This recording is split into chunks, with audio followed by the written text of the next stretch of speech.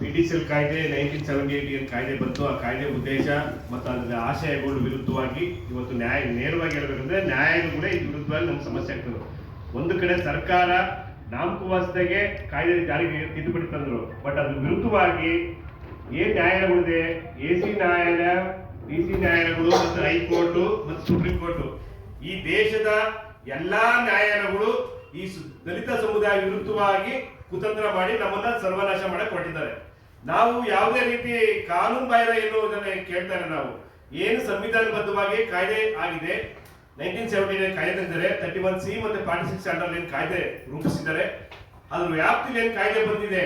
ಅವತ್ತಿನ ಕಾಲದಲ್ಲೇ ಆಗಿನ ಕಾಲದಲ್ಲೇ ಕೂಡ ರಾಷ್ಟ್ರಪತಿ ಅಂಕಿತ ಕೂಡ ಆಗಿದೆ.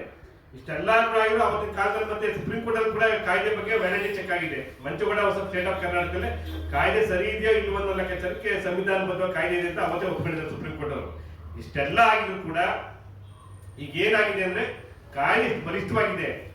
ಕಾಯ್ದೆ ಬಲಿಷ್ಠವಾಗಿದ್ರು ಉದ್ದೇಶಪೂರ್ವಕವಾಗಿ ಒಂದು ರೀತಿ ಮನುವಾದ ಅಂತ ಹೇಳ್ಬೋದು ನಾವು. ಮನುವಾದ ಲೆಕ್ಕಾಚಾರದಲ್ಲಿ ಸಂವಿಧಾನ ಅಡಿಯಲ್ಲಿ ಯಾವುದೇ ರೀತಿ ನ್ಯಾಯ ಒದಗಿಸ್ತಾ ಇಲ್ಲ. ಕೇವಲ SC/ST ಅಂತ ಲೆಕ್ಕಾಚಾರಕ್ಕೆ ಏನಿಲ್ಲ, ಎಲ್ಲಾ ಸಮುದಾಯದ ಬಡವರನ್ನ ನಾಶ ಮಾಡಕ್ಕೆ ನ್ಯಾಯಾಲಯಗಳು ಮಾಡಿದ್ದಾರೆ. ನೇರವಾಗಿ ನಮ್ಮ ಆರೋಪ ನ್ಯಾಯಾಲಯಗಳ ಮೇಲೆ. ನ್ಯಾಯಾಲಯಗಳೇ ನಮ್ಮನ್ನ ಮರಣ ಶಾಸನ ಬರೀತಾ ಇದ್ರು. ನ್ಯಾಯಾಲಯಗಳು ಕರೆಕ್ಟ್ ಆಗಿ ಕೆಲಸ ಮಾಡಿದ್ರೆ ಇವತ್ತು ನಮ್ಮ ಬದುಕು ಹಸನಾಗ್ತಾ ಇತ್ತು. ನಮ್ಮ ಬದುಕನ್ನ ನಾವು ಸರ್ವನಾಶ ಮಾಡ್ತಾ ಇರೋದು ಕೇವಲ ನ್ಯಾಯಾಲಯಗಳು.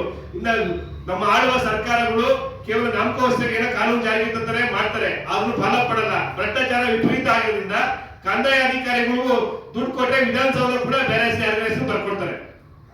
ಯಾರ ಹಣ ಇದೆ, ಹಣ ಕೊಟ್ಟರೆ ವಿಧಾನಸೌಧ ಯಾವ ಹೆಸರಿಗೆ ಖಾತೆ ಮಾಡ್ಕೊಳಕ್ಕೆ ಕಂದಾಯ ಅಧಿಕಾರಿಗಳು ರೆಡಿ ಇದ್ದಾರೆ.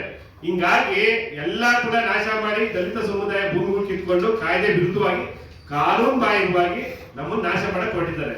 ನಾವು ಏನ್ ನಮ್ದು ಡಿಮ್ಯಾಂಡ್, ಈಗ ಕಳೆದ ಸಿಂಪಲ್ ಹೇಳ್ಬೇಕು ಅಂದ್ರೆ ಕಳೆದ ಒಂದು 2017 ಒಂದು ಸುಪ್ರೀಂ ಕೋರ್ಟ್ ಆದೇಶ ಬರುತ್ತೆ. ನಿಕ್ಕಂಟಿ ರಾಮಲಕ್ಷ್ಮಿ ಹೊಸ ಸ್ಟೇಟ್ ಆಫ್ ಕರ್ನಾಟಕ ಈ ಜಡ್ಜ್ಮೆಂಟ್ ಏನ್ ಹೇಳುತ್ತೆ, ಕಾಲಾಮಿತಿ ಒಳಗೆ ನೀವು ಅರ್ಜಿ ಸಲ್ಲಿಸಿಲ್ಲ ಅಂತ ಒಂದು ಸುಪ್ರೀಂ ಕೋರ್ಟ್ ಆದೇಶ ವಜಾ ಮಾಡ್ತಾರೆ.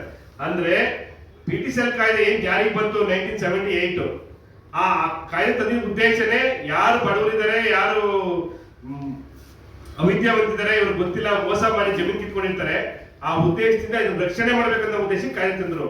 ಕಾಯ್ದೆ ಯಾವುದೇ ಲಿಮಿಟೇಷನ್ ಇಲ್ಲ. ಯಾವಾಗ ಅವ್ರ ಗಮನಕ್ಕೆ ಬರ್ತದೆ ಅವಾಗ ಅವ್ರು ಕೇಸ್ ಹಾಕಬಹುದು. ಇಲ್ಲಿವರೆಗೂ ಏನಿತ್ತು, ಯಾವಾಗ ಅವ್ರ ಗಮನಕ್ಕೆ ಬರ್ತದೆ, ಈಗ ನಂದು ಕೂಡ ಜಮೀನಿದೆ, ಇದು 3ನೇ ತಲೆಮಾರು ಜಮೀನು, ಇದು ನಮ್ಮ ತಾತನ ಮಂಜೂರಾಗಿದ್ದ ಜಮೀನು, ನಮ್ಮ ತಂದೆ ಗೊತ್ತೇ ಇಲ್ಲ, ಅವಿದ್ಯಾವಂತರು ಓದೇ ಇಲ್ಲ, ನಾನು ಓದಿ ಮೆಜಾರಿಟಿ ಬಂದ್ರೆ ನನಗೆ ಗೊತ್ತಾಗಿತ್ತು ಈ ತರ ಮೋಸ ಆಗಿದೆ, ನಾನು ಜಮೀನು ಕಿತ್ಕೊಂಡಿದ್ದಾರೆ ಅಂತ. ಅವಾಗ ನಾವು ಕೇಸ್ ಹಾಕಿದೀವಿ. ಎಲ್ಲರ ಒಳಗೆ ಇದೇ ಸಮಸ್ಯೆ ಆಗಿರೋದು. ಯಾಕೆ ಡಿಲೇ ಆಗಿದೆ ಅಂದ್ರೆ ಇದೇ ಸಮಸ್ಯೆ. ಮುಂದಿನ ಜನರೇಷನ್ ಗೊತ್ತಿಲ್ಲ, ಅವ್ರು ರಕ್ಷಣೆ ಮಾಡ್ಬೇಕನ್ನೋ ಉದ್ದೇಶಕ್ಕೆ ಕಾಯ್ದೆ ತಂದಿರೋದು. ಕಾಯ್ದೆ ಮೂಲ ಆಶಯನೇ ವಿರುದ್ಧವಾಗಿ ನಡ್ಕೊತಾರೆ ಅಂದ್ರೆ ಮತ್ತೆ ಏನ್ ನ್ಯಾಯಾಲಯಗಳು ಬೇಕು? ಇದು ಮೇನ್. ನಿಮ್ಗೆಲ್ಲ ವಿವರವಾಗಿ ಇದ್ರಲ್ಲಿ ಬರ್ದಿದ್ದೀನಿ ನಾನು.